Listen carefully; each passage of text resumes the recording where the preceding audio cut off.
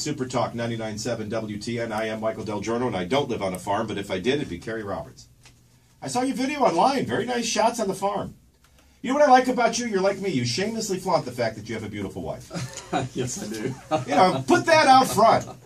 Yes, a lot of these politicians have scandals, affairs. Not you. Like me, you married someone. Do you know, I like to take moral credit for it. And I do fear God. I mean, I'm not going to joke about that. I do. And I also fear my wife, because she's very snoopy. Like because she's next to God, right? If I tried to have an affair, I'd get caught. Yes. But the key is, when you marry like we did, it's not a temptation. I never see anybody as good looking as my wife. And so you put her out there front and center. We got to get out to that farm. We still have not been out there as a family. And I can't tell you how I can't afford a horse myself, so we got to let my kids ride on them. The only reason you're here in this race is because somebody eliminated your district. That must be frustrating in and of itself. And something tells me when I dig through these weeds, I'm going to find the same person. Why is it every time I go digging in the weeds, I find Diane Black? I said it, you didn't. But let's start with, first of all, why you're even in this race. How did redistricting eliminate your previous victory and job? Well, I was supposed to run for re-election in 2012. And Robertson County was put in a different Senate district, which wasn't up for re-election until 2014. So for 2 very long years, I've had to sit and wait to run for re-election. So in 2012, I was just kind of a bystander on election night, wishing that I was running for office. So here we are. It's 2 years later and 2 days away. I'm looking at these numbers. I'm asking, but I would love to get your impression. This does not make sense. Individual donors in your district, and again, I don't, people, whether you give or don't give, you have a civic duty to understand the issues, to care about your state, to care about our children, our children's children, and to vote for someone to represent you, whether it's a state house, whether it's a state senate, a United States House, a United States Senate, or the White House. You have a right. And so if you're going to see money, I like to see it from individuals within the district, all right? So you love a candidate, you care so much about a candidate, you want to support that candidate. Unfortunately, in this day and age, there are money needs. I look inside the district, and I see $42,721 of individuals in the district donating to you, $40,000 to your opponent, Joshua Evans. That looks, well, it still looks high for Joshua, and I'm like, wow, good for him. There's a challenger with some financial support. There's you. Then I go to individual donors outside the district. And I begin to see cheese, and I know that there's a large rat behind the cheese. $7,897 for you, $24,500 for your challenger. Now I start to see the head of the rat. Politicians, $50 for you. We might as well just acknowledge it. Who was the guy that gave you $50? It was actually me. Oh, you gave yourself $50. I did. I gave myself $50. Politicians giving to your opponent, $13,050. $13,000 to your own $50. Now I see the head of the rat. Now I'm starting to see the rear end of the rat. PACs. $1,000 for you, $91,850 for your opponent, Joshua Evans. Now I'm seeing the tail and all. You put that together with the $13,000 to $50 by politicians, the $24,000 to $7,000 from outside the district, and I'm just wondering who the hell's trying to buy this, because it's certainly not the people of the district. Well, I just have to tell you, I was shocked when I saw. I've never seen numbers like this in 30 years of broadcast. It was just really a lot of. It was surprising to me, and the amazing thing about it is, I mean, I gotta give the guy credit. The funny thing is, he's got people from both sides of an issue giving him money. So you've got the pro-Common Core people giving him $6,000, and you've got the anti-Common Core people giving him $3,000, and you're just that's amazing to me. It's like having the Satan worshippers give you $2,000, and the born-again, Spirit-filled Christians giving you. Well, and I don't know how he manages to do it. But, I don't know, but I want. But he's 2-to-1 pro-Common Core. Right, but I do want to say this. This stuff is all public record. We're dealing with facts. We're not, we're not dealing with whispers or innuendo. I mean, it's out there for anybody to see, and so we were so proud of the money that we had raised in July, because we'd had a fundraiser, and I was so happy about the fact that we had about $20,000 come in, and so I got online to look at the report, and of course I do what every politician does. You look and see what your competition does, and saw $38,000, and that had come just in the month of July.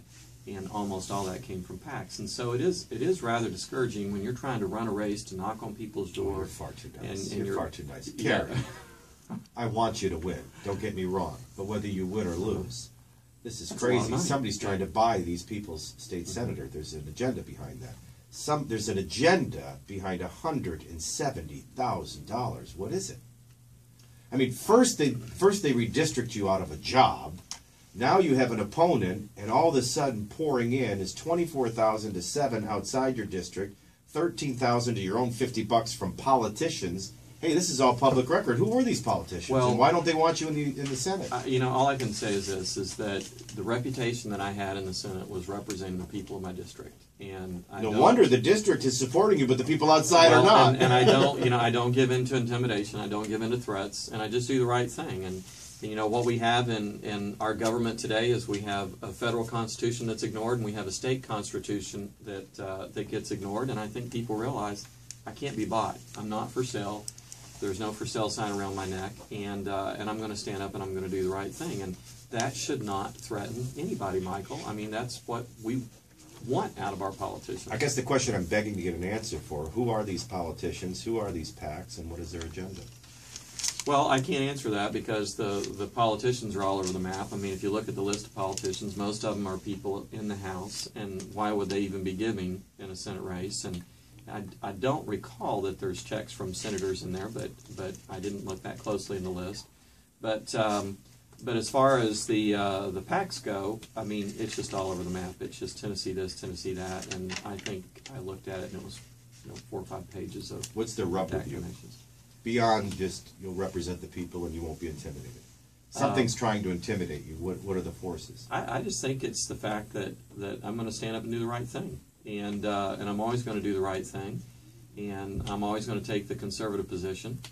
I'm going to stand up for the Constitution, and I'm not going to be a guy that just goes along with the party. I'm going to do the right thing, and if the party is not doing the right thing, I'm going to stand up and say so. And so nice. Now we're getting closer. All right, so there's something within the party, the same party that causes Marsha Blackburn to author great legislation on immigration, and then turn around and endorse Lamar Alexander, who supports amnesty. The same party where you have Jim Tracy shamelessly attacking sins of 15 years ago from his opponent while he's in sin in every ad, or has Diane Black doing fundraisers for him to just pay himself back. You mean that kind of party thing? Well, I mean, I don't know. I want to just... I know you want to keep it. No, I'm just trying to figure out what's... I'm trying to figure out what... Listen, no, Kerry, look at me. In the name of Jesus, I'm trying to figure out whether I want to move. I mean, I have seen so much ugly within Tennessee from supposed Christians, supposed conservatives, supposed Republicans. I'm trying to find a place to send my kids to school. I give up. I'm ready to leave the state. So I'm wishing somebody would tell me just what is it I'm witnessing, because no matter what the results are from Election Day on Thursday, the results are already in with me. Something stinks to high heaven in this state, from the governor's office to congressman's office to senator's office. I don't know if I want to live here anymore. Well, we have to let go of this notion that if the people govern themselves, that they can't do it. Because our founders knew that if you put government in the hands of people to make decisions for themselves, if you protect their freedom, if you protect their right to live their lives and pursue happiness, they'll be fine.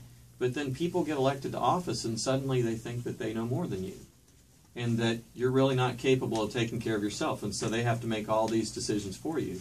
And when you're a senator, and when I served in office, people open doors, senator this, senator that, come to this party, come to that party, and they get drunk with that power, and they don't want to lose it. And some people will go to any length possible to hang on to that. And what we have to have are politicians who say, I'm not here for a career. I'm here to serve.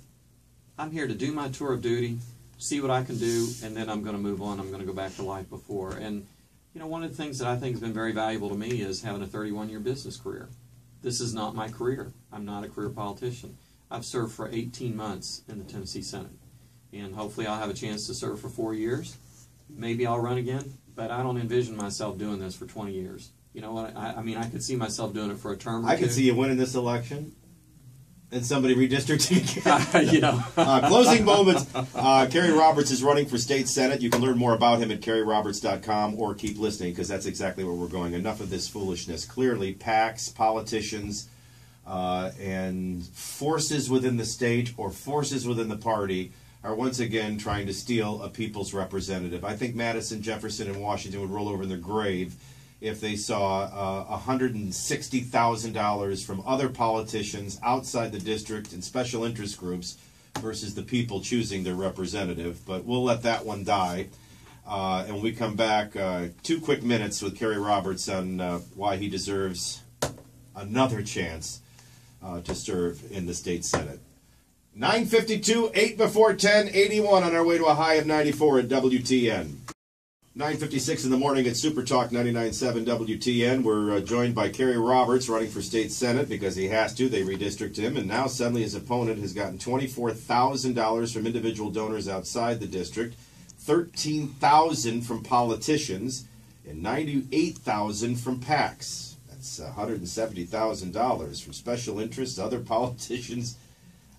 If I lived in your district, I would feel like people and causes and agendas outside my district are trying to steal my representation. They ought to be very alarmed, and they ought to be very upset. But I don't want that to be the reason to vote for you, because I know you too well personally. Why don't you tell people in 30 seconds or less what you represent, because I think good will triumph over whatever this evil is in front of me. Well, Michael, I'm running to pick a fight with Washington is what I tell people. You know, we have Common Core, we have Obamacare, we have just burdensome regulations on businesses. We're telling preachers what they can preach, teachers what they can teach, small business owners who they can hire.